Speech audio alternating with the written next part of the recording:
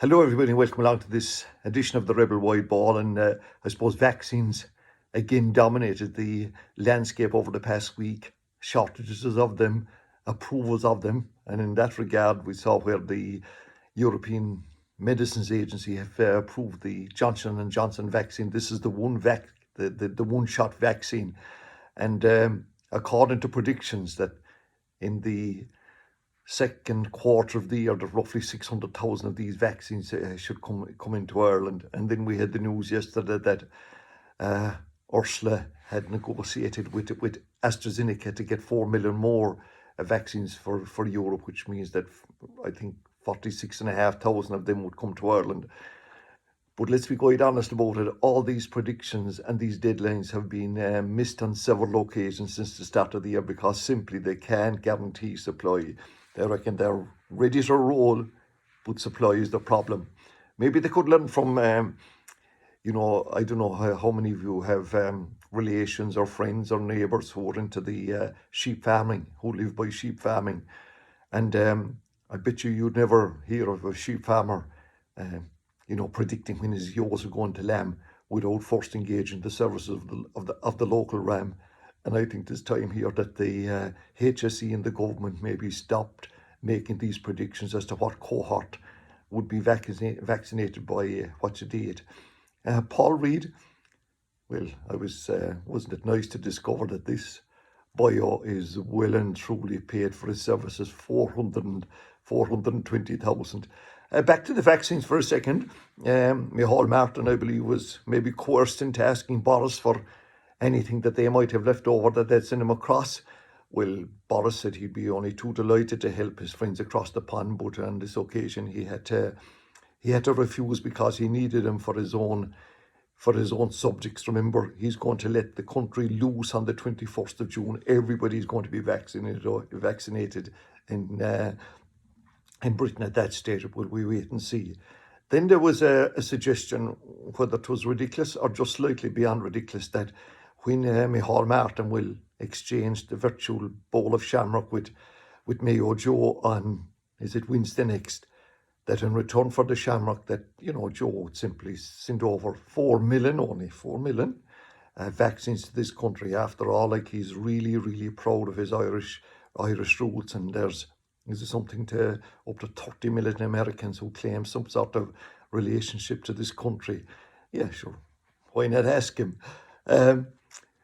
Another story that's creeping into the narrative, if you like, is this whole idea of United Ireland. And of course, it's an aspiration that is held dear to by many people. You did notice that Sinn Féin, or at least their American wing of the party over there, took out ads over the past number of days in influential American newspapers encouraging the Irish government to start a discussion around a United Ireland, to start planning for it, if you wish. And then we had Leo. Oh God, did he land himself beautifully in this one? He reckoned that his party, Fine Gael, it's part of their belief that they should be United Ireland, but he really landed himself in it when he said basically that Sinn Féin Sinn Féin in Ireland were a stumbling block. They're anti-English, no concept of what this would mean for 1 million unionists. And then, of course, the real clanger was when he said, like, they had no, Sinn Féin didn't have any Protestant MLA, senator or TD. I must confess I didn't realise there was a Protestant TD, and that was Violet Ann Wynne up in County Clare, who was proud voter for religious background, if you like, and being a member of Sinn Féin. But honestly, I thought we'd gone beyond that. Not about being a member of Sinn Féin or a member of any political party. We'll never, that's always going to be there. But as regards as to what religious practice a person follows, my God almighty.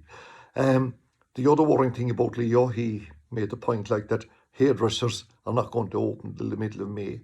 And by the way, that reminds me, I'd like to thank the guy that he made contact after last week's production, if we could call it that, suggesting that, and keeping with the sheep theme, that I should employ the services of a local sheep shearer.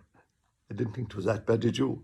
Anyway, where's this lockdown going? We're more or less being told now that, in early April they may remove the 5 metre restriction, probably up that to 20 metre, whatever you. The buildings will go back, but other than that, there's not going to be any major changes. And I think you can kind of understand that, because like we saw what happened when we opened up the only way this country can open up really, I think at this stage, is that when a percentage of the population is vaccinated, and we just hope that that will happen sooner rather than later.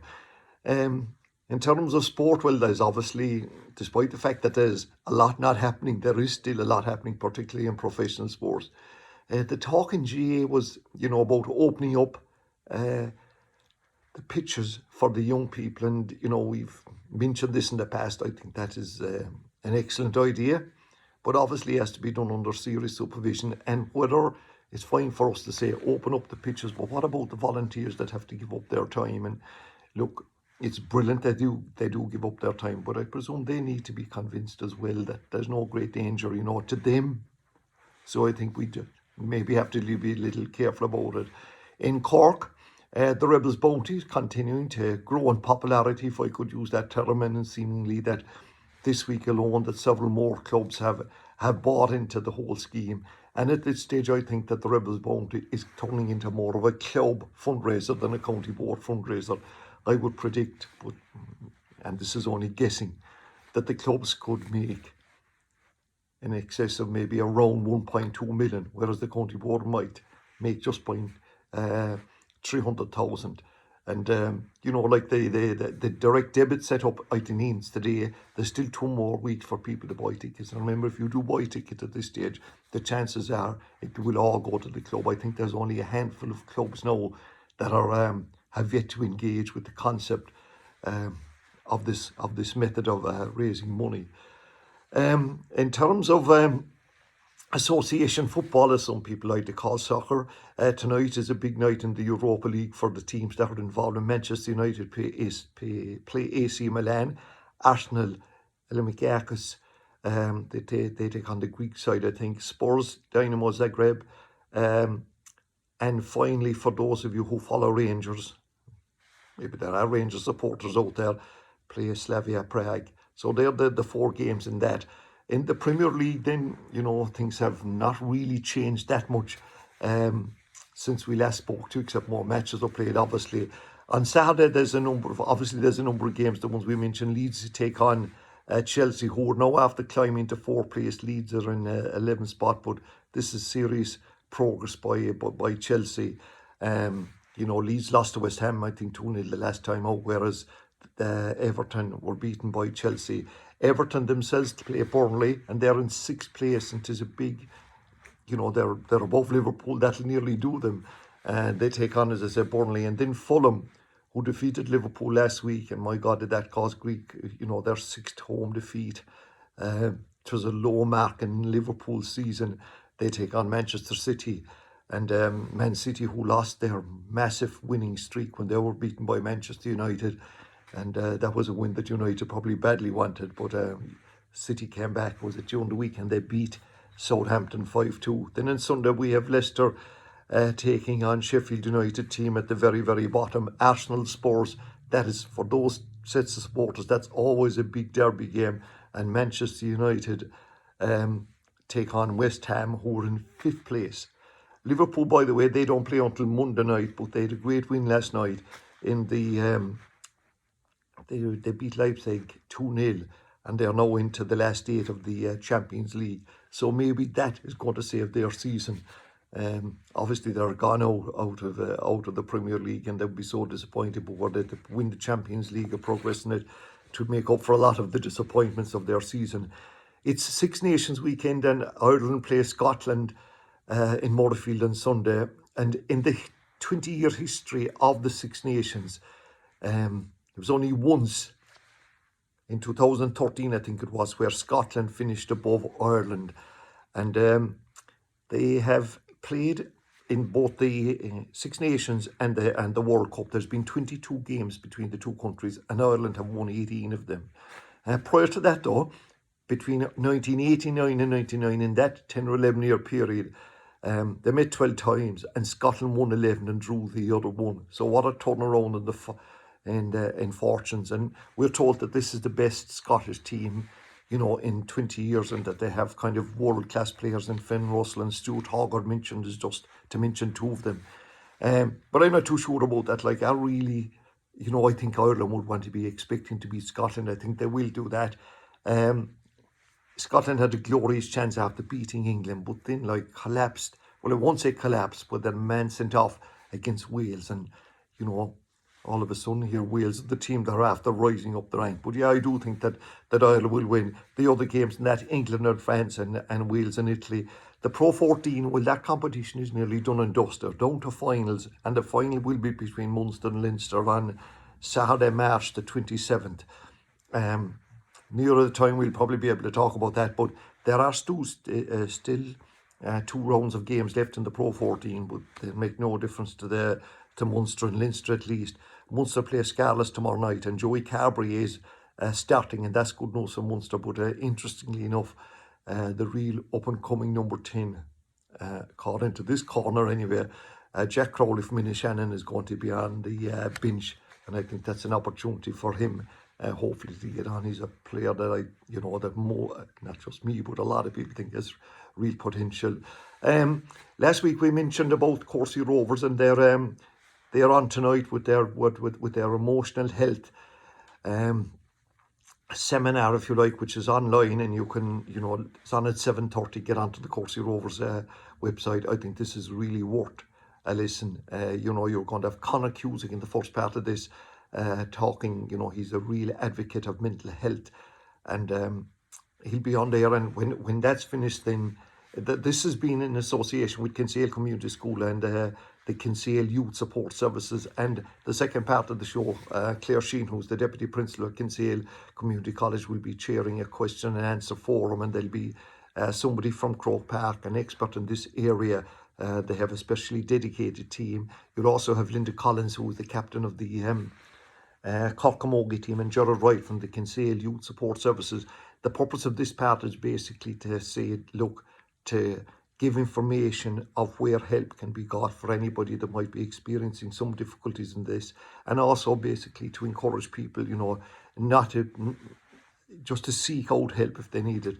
So we said when we spoke about it last week that 1 is a positive number, and you can log in from any part of the planet, and we encourage you to do so. And my God, the amount of shout outs it has been getting from sports people all over the place. We had Nicky Quaid from Limerick, David Moyler from the World of Soccer, a whole host of GA Camogie ladies football people encouraging people to log on to this, and well done to the organisers of it.